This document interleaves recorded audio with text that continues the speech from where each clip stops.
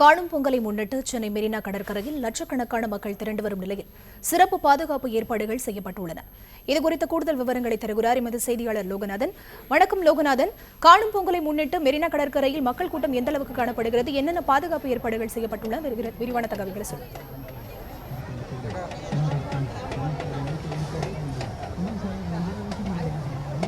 தமிழர் திருநாளான பொங்கல் பண்டிகை நேற்று முன்தினமிருந்து தமிழகம் முழுவதும் சிறப்பாக தன்னோட குடும்பத்துடன் பொங்கல் வைத்து அவர்கள் கொண்டாடி வந்திருந்தனர். இந்த நிலையில் இன்று காணும் பொங்கல் என்பதால் சென்னை மெரினா கடற்கரையில் வருகையானது அதிகரித்துள்ளது.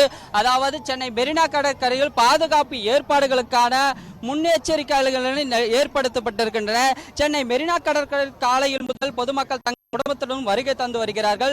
காணும் பொங்கல் முன்னிட்டு 15,000 போலீசார் சென்னையில் பாதுகாப்பு பணியில் ஈடுபட்டு வருகின்றனர்.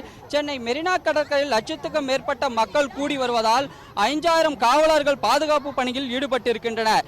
மெரினா கடற்கரையில் 12 உயர கோபுரங்கள் அமைக்கப்பட்டு தொலைநோக்கி மூலம் கடற்கரை முழுவதும் கண்காணிக்கப்பட்டு வருகின்றனர்.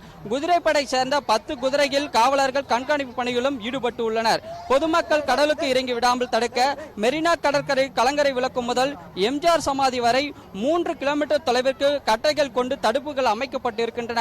அதேபோல் பொதுமக்கள் தடுப்புகள் மீறி குளிப்பதை தடுக்க மணல் பரப்பில் சென்று கண்காணிக்க காவல்துறையினர் 4 வாகனங்கள் மூலங்களும் கண்காணிப்பு மேற்கொண்டு உள்ளனர். 2 தற்காலிக கட்டுப்பாட்டு அறைகள் அமைக்கப்பட்டு கடற்கரை உள்வட்ட சாலைகள், காமராஜர் சாலை, மணல் பரப்பு என அனைத்து இடங்களும் கண்காணிப்பு பணிகளில் ஈடுபட்டு வருகின்றன.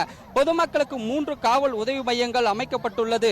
முதல் முறையாக மெரினா கடற்கரையில் ஆளில்லா விமானம் பறக்கவிடப்பட்டு எவ்வளவு பேர் கூடியுள்ளனர் என்ற எண்ணிக்கையும் கணக்கிடும் வகையில் கண்காணிக்கப்பட்டு வருகின்றன. 8 மெகா கேமராக்கள் ஏற்கனவே பொருத்தப்பட்டிருக்கின்றன. கூடுதலாக கேமராக்கள் பொருத்தப்பட்டு கூட்டத்தில் குற்றவாளிகள் அடையாளம் காணும் வகையிலும் பேஸ் டிடெக்ஷன் கேமராவும் பயன்படுத்தி வருகின்றன.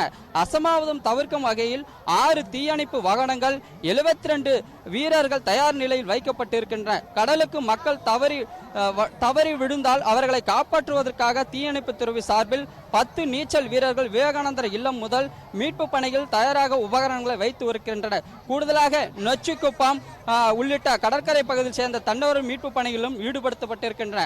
காவல்துறையினர் சார்பில் கடற்கரைக்கு வரும் குழந்தைகள் பாதுகாப்பிற்காக குழந்தைகளின் கைகளில் அவர்களுடைய பெற்றோரின் தகவல்கள் அடங்கிய பேன்கள் கட்டப்பட்டு வருகின்றன.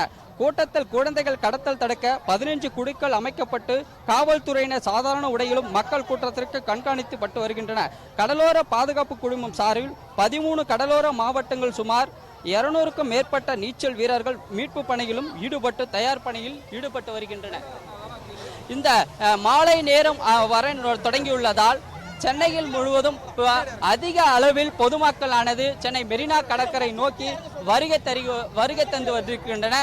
தற்போது வரை லட்சக்கும் மேற்பட்ட பொதுமக்கள் தங்கள் குடும்பத்துடனும் மெரினா கடற்கரைக்கானது வருகை தந்து தங்கள் பொழுதுகளை கழித்து வருகின்றனர்.